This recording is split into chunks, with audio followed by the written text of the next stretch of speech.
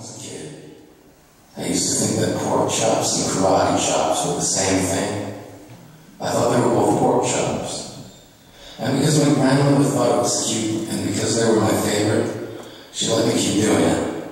Not really a big deal. One day, before I realized that kids are not designed to climb trees, I fell out of a tree and bruised the right side of my body. I didn't want to tell my grandmother about it because I was scared I'd get in trouble for playing somewhere I shouldn't have been. A few days later, the gym teacher noticed the bruise and I got sent to the principal's office. From there, I was sent to another small room with a really nice lady who asked all kinds of questions about my life at home. I saw no reason to lie.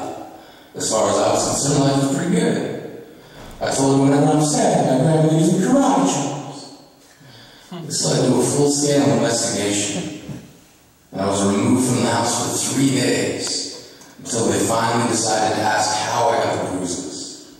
News of this silly little story quickly spread through the school and earned my first nickname, Pork Chop.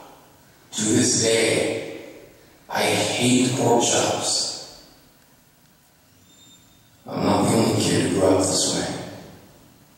Surrounded by people who used to say I rhyme about sticks and stones. As a broken bones took more than the names we got called them all. So we grew up believing no one would ever fall in love with us. That we'd be lonely forever. That we'd never meet someone to make us feel like the sun was something they built for us in their tool shed. So broken heartstrings led the blues as we tried to empty ourselves so we would feel nothing. Don't tell me that hurts less than a broken bone. That an ingrown life is something surgeons can cut away, but there's no way for it to metastasize it does. She was 8 years old. Our first day of grade 3 when she got called ugly. We both got moved to the back of the class so we could stop getting bombarded by spitballs.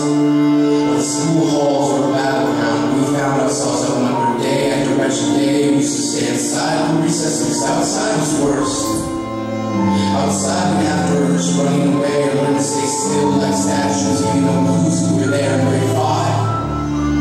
They kept a sign in front of her desk that read, "Beware of the dog." To this day, despite a loving husband, she doesn't think she's beautiful. Because of a birthmark that takes up a little less than half her face.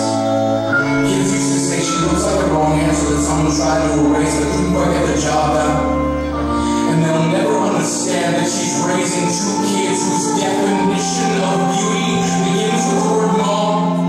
Because they see her heart before they see her skin. Because she's only ever always been amazing. It was a broken branch grafted onto a different family tree. Adopted.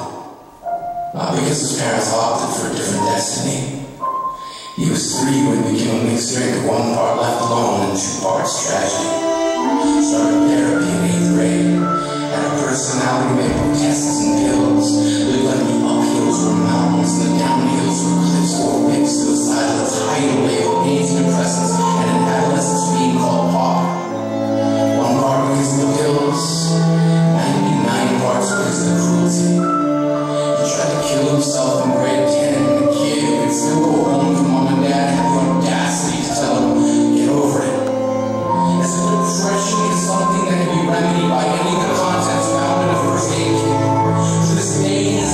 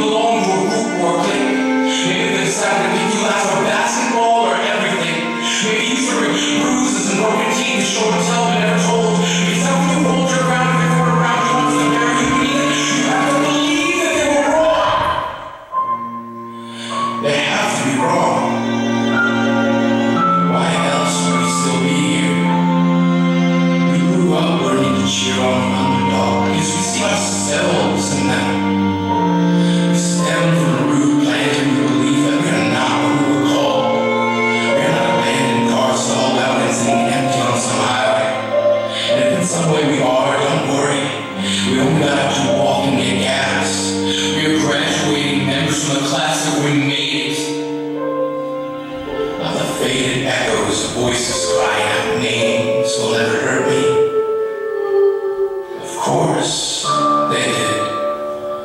But our lives will only ever always continue to be a balancing act that has less to do with pain and more to do with beauty.